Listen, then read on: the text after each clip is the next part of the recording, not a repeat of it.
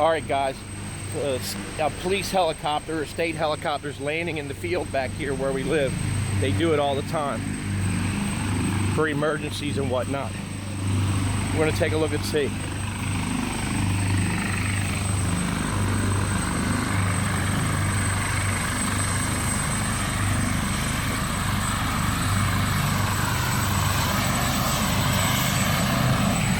Stadies.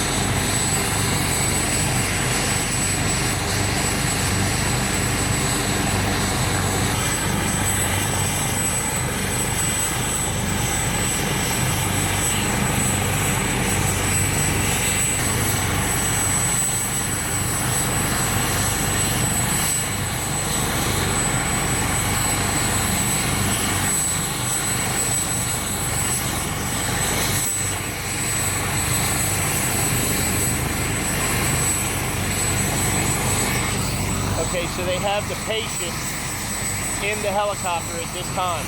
They just brought him from the ambulance to the helicopter. So most likely they'll be pulling off in the next minute or so. Let's take a look and see.